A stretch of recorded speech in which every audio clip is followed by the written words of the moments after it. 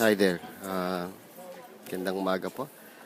Yeah, so nandito po ako sa school ng aking anak. Yes, meron lang akong short note para sa lahat. No? Medyo hinaan ko lang boses ko.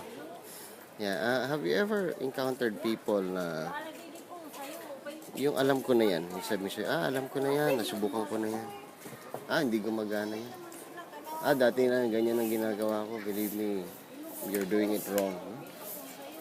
Etc. No? Yung mga hindi mga negatibo, no? Naranasan niyo na 'yon. Na pakita mo muna sa akin ng mga pruweba. Pag may mapakita ka sa akin, maniniwala ako sa iyo.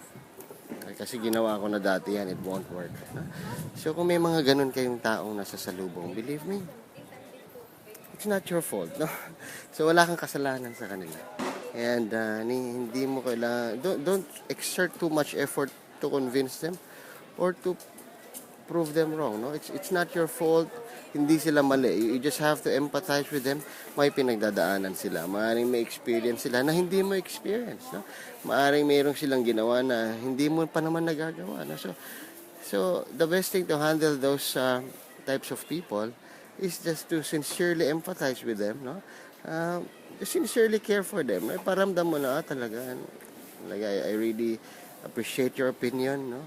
And move on to the next. No? So, do not try to convince them. No? Iba yung pinagdadaanan nila sa pinagdadaanan mo. And it doesn't follow na yung nadaanan nila is the same na madadaanan mo palagi. No? So, create your own. So, yun po, yun yung gusto kong masabi. Do not be controlled by the reactions of other people para dun sa success, no? O yung sa storya na ginagawa mo sa buhay mo. Huwag kang papayag. Alright? So, please, pag nasalubong mo sila, nakausap mo sila, empathize with them, understand them. Meron silang pinagdadaanan, meron silang dinaanan ruta na probably iba, no? And then definitely iba yung sa dadaanan mo. Alright? So maraming salamat po. Kiko Javier po. God bless everyone. Bye-bye.